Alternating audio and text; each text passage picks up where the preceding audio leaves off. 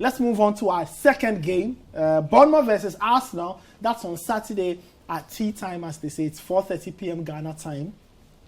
Now, the two teams have met 10 times in the league. Bournemouth, 1 win, 2 draws, 7 losses. Arsenal, of course, their numbers will read the other way. 7 wins, 2 draws, and a loss. To Bournemouth in the Premier League. Interesting start for Arsenal. Daniel, let me stay with you. You had been a strong critic of Mikel Arteta's work methods and the team's output from last season or 2 seasons ago. It looks like they've started well. They've bought well. Gabriel Jesus is banging in the goals. And now they look like a team that wants to make a true statement this season. I don't know about the title, but they really want to be in the mix for top 4 come the end of the season. Now they take on Bournemouth. What kind of tie are you expecting? I'm expecting Arsenal to go out and dominate them. Arsenal have been really good. We saw signs of that from pre-season. Thankfully, they've carried it out onto the start of the season. We had a good win on opening day. And I like wins like that against Crystal Palace, wins that test your character, because they were not the better side throughout the game. Crystal Palace had a much better second half. They had opportunities. Arsenal had their goalkeeper to thank.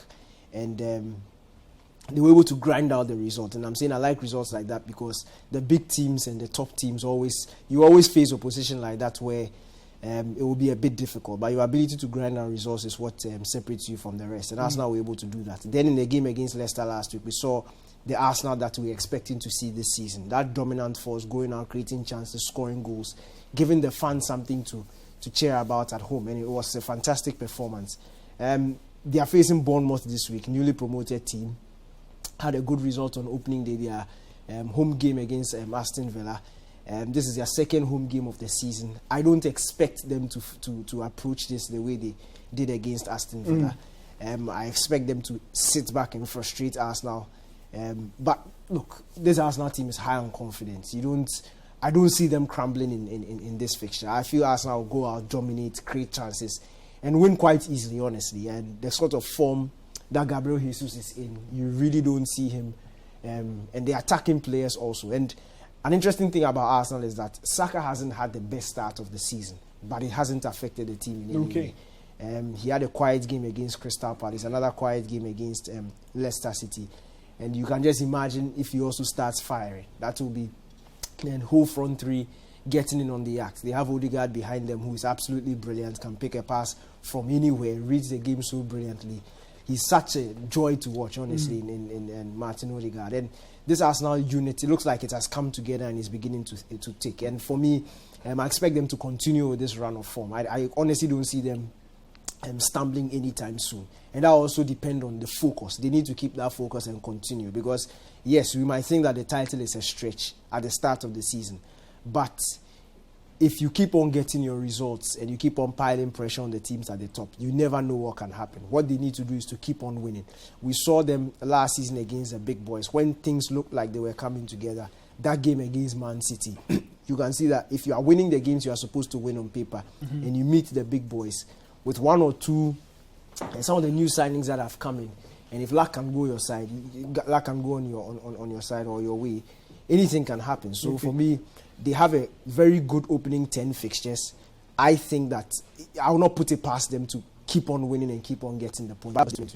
Bournemouth and Scott Parker, this is a proper test of how they will fare this season. They beat Aston Villa on opening day, and then they were giving a very rude awake by Manchester City last weekend. They face Arsenal now. What kind of approach would make sense? Daniel mentioned or hinted that a sit-back approach would make sense, but they're playing at home.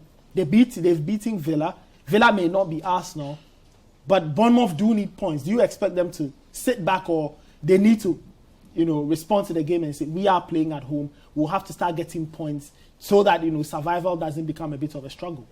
No, you have to say the sitting back approach, it's worked to a certain extent, because I know we made a lot about Erling Haaland touching the ball 8 times, only getting 2 passes, because he was crowded out. It was a deliberate attempt by Bournemouth to keep him out of the game. The only problem with Man City is that there's so much quality that if you decide to crowd out their striker, the midfielders will punish you.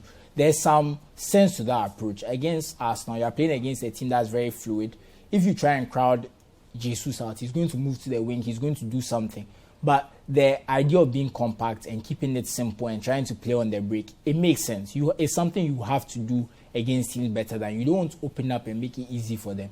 But the issue with Scott Parker's Bournemouth right now is you want to play defensively, but they don't have enough centre-backs. Because if you remember, Jefferson Lerma played at centre-back against Man City because as the season was starting, I believe they had only 2 or 3 centre-backs, and you want to play 3 centre-backs. It's not sustainable in the long term because suspension, injuries, things happen. You can't have 3 centre-backs and play a 3 centre-back system. So right now, it looks like they don't have quite the right personnel to play the way they want to play. But there's some potential in their organization and the way they set up. They are finding a way to limit teams, crowd players out, make it difficult. And that's what you need to do because you don't have the quality of other teams. Also, Dominic Solanke was missing in their last game. He's one of their best players. That might make a difference if he's able to play this weekend. I still expect Arsenal to win, but if Bournemouth have all their players available, they bought Sensi from Feyenoord. He's a centre-back to kind of bolster their defense. If everyone is available and all their players play, I expect them to put up a good fight, but it will ultimately be in vain. But it will be a sign of the fact that they are here to compete and they are not here to kind of just collect goals and go back down. Interesting stuff there. So Bournemouth host Arsenal at the Vitality Ground or the Vitality Stadium on Saturday evening. That's at 4:30 p.m. It's part of Citi FM's coverage on radio, so you need to be part of that. That's happening on Saturday.